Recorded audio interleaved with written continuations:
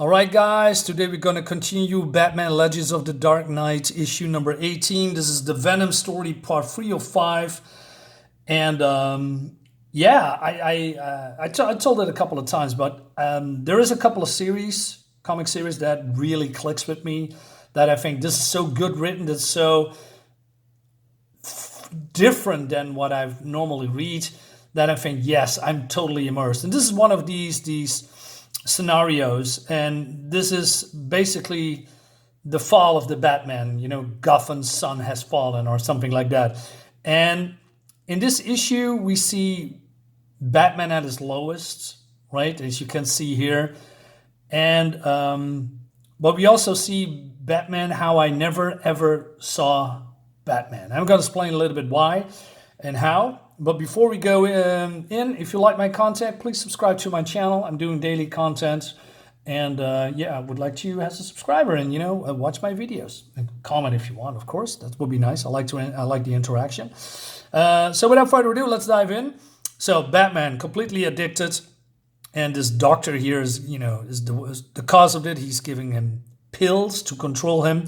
And then we also not General Ross. And he's basically, I don't know, a retired soldier, captain, I don't know, general, I'm not sure. But they want him to kill James Gordon because he is in his way. And Batman says, no sweat. I'll kill him and bring you his head on a platter with an apple in his mouth. Right? And he basically also begging for more pills. He hears the whine in his voice and he despises it. So he says the pills. I like that his face is half, right? Like it's, Batman feeling guilty to say that, right? So this guy says, hey, we do not ask you to murder Gordon, only to justify homicide. The city is going to hell along with the entire civilization. Gordon is part of the problem. He looks tough, but he's... but inside he's mush. We can afford weaklings in his position. What's worse, he's impeding in my research. The Fools is blocking progress. He's standing in the way of man's evolution to Superman. He says with a despising face. He says, I'll be back. So Batman is stalking Gordon, but Gordon is always, he's a police cop, right? He's always tense, but this is the Batman. Batman is, not superhuman, but close to it. So he says, I come to kill you. But he quickly changed that to, I've been sent to kill you, and when I don't, they send someone else. So he says, what are you talking about? Scientist Randolph Porter, and then he pauses and collects himself. I like the change in tone and demeanor and, and facial expression. Timothy Slaycroft, general of some kind. You're doing something to them. I don't know anyway. They're after you. Are you all right? Yes. No. I'm going after them now. Maybe I'll get them. If not, you hit them in the morning. You hear me? He's losing it. So, I don't know. It seems that the doctor and General Slaycroft and his son is, try to get out of town, catching a plane, right? Because they probably think that Gordon, sends police or opening some kind of an investigation. But then the Batman comes and he says, you're going nowhere. Except to the police headquarters where you make a full confession to Captain James Gordon or District Attorney Harvey Dent. So General says, well, I don't think that fits in with our plans. Get out of the way. No. He pushes him, right? So he grabs the doctor, throws him away. Are you going downtown? You are going downtown, he says. And then he says, hey, I got some pills for you. Want them? And then he throws them away, but Batman, still under the influence of the Venom pills, right? And he says, hey, I need to have those papers. No, we need to get to plane. So they are getting away, and then this is not what you see often in a Batman comic. Laughter shrieks from him and suddenly stops. He struggles to recognize the feeling that seems to be squeezing the life from him.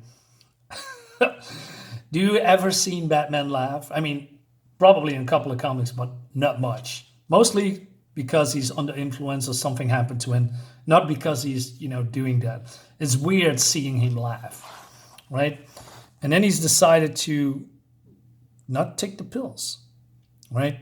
So he's asking or calling Alfred, and he chased Alfred away in the last issue. He says, I need your help because I got no one else. I want you to lock me in the cave. Don't let me out for a month, no matter what.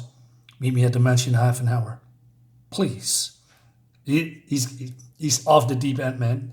Crying Batman? Really? Oh, man.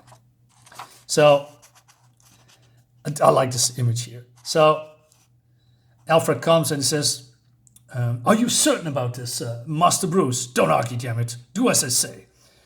Let me be certain. I understand your instructions. I'm not open either or of the interest to leave to the cave for any reason for at least a month. You have enough food and water down here? Yeah, more than enough.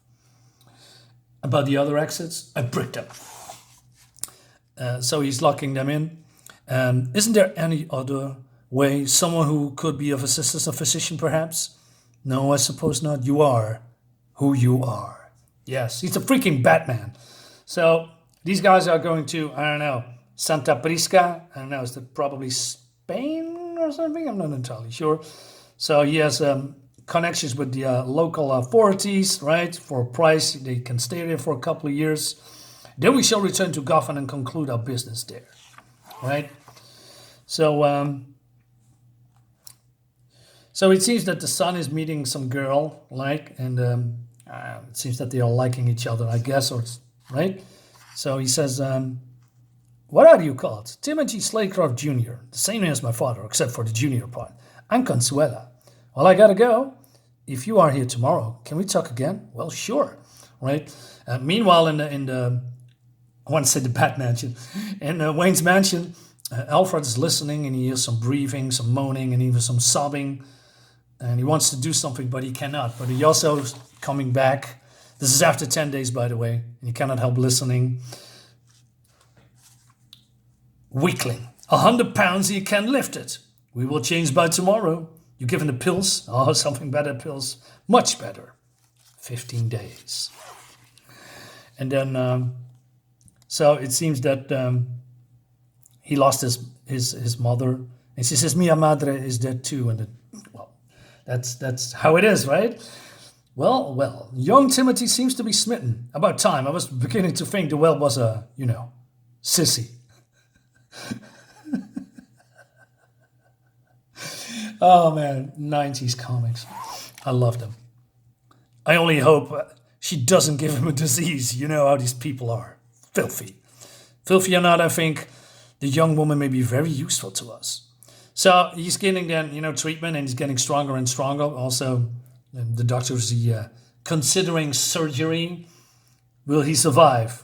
Doesn't matter. These guys, man.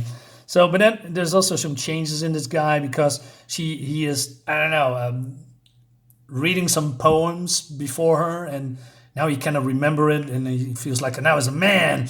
He says, I forgot it because it's stupid. Yeah, come here. And then he's getting interrupted by the doctor, and he says, hey, we need you. There's business elsewhere. And she says, I don't want to see you anymore, right? Oh, don't worry, Timothy, you will see her again. I promise. Look at this evil face, right? So Alfred still taps on Bruce. So then he's undergoing some surgery, and he looks like Frankenstein's monster, and his dad or his father shoots at him. He looks like absolutely like General Talbot Ross from the Hulk comics, right, from Marvel. Absolutely, like 2 drops of water. So it seems that the bullets are bouncing off, right? The bullets broke the skin. We expected that. But the subcutaneous inserts are barely dented. How do you feel, Timothy? Any pain? He says, no. And you will never feel pain again. The alterations to your nervous systems make pain an impossibility. You are a lucky boy, Timothy. No, a lucky man. No, that's not quite right either. You are a lucky Superman.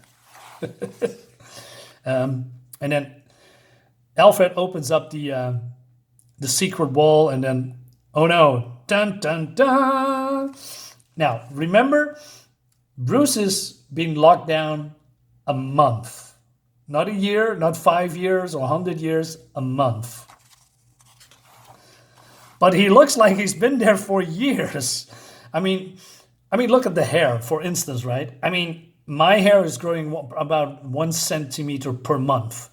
And he looks like he's been down for a couple of years. Well, not a couple of years, but, at least a year or something. And he says, let me help. No, I'm all right. Are you really? Yes, I am. Thanks. And there's a big beard, man. So he's going to shave and change. And he says then, and then I think I'll go sit outside and in the sun. This is so uncharacteristic. I mean, the Batman that we all know and the image that we have from Batman is that he is always, patrolling, helping people. Him taking him out for a month, that is unusual, but he needs to get rid of the poison and toxin in his body. So I know why he did it, but it still feels weird because we never ever see Batman like this, ever, right? And that's why I like this. We see something new. Moving on. So she says, I don't want to be with you. Tell me, Gerald, don't soldiers have certain prerogatives concerning the women they encounter? Something about men at arms having needs that must be met? And do we consider young Tim a trooper? Ah, yes. Isn't there a penalty for the women who do not meet the military man's needs? Yes, kill her. So, and in this moment, Timothy becomes a murderer. Right? So right. She shouldn't have been so standoff. Carry on. He says, well done. If we can make that weakling a man, we can do it to anyone.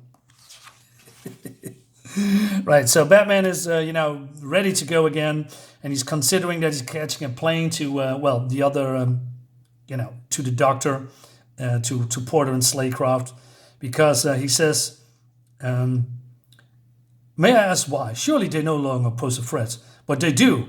They will as long as they are free, because I can't forget what happened to me while at the cave. What I became, and I won't be able to rest until I know what they can do that to Jesus Christ, until I know they can do that to me again. So he's donning the cowl, right? Let's go to work. I love this. Really powerful. He's ready. He's done. He's healed. And that leads us to the next issue. All right, guys, let me know in the comments what you think about this. Like I said, I really like this unusual take on the Batman, and that's why I like this version of Legends of the Dark Knight. Different stories, different artists, different writers, and I'm really liking this. Okay, have a great day, guys, and I'll see you on the next one.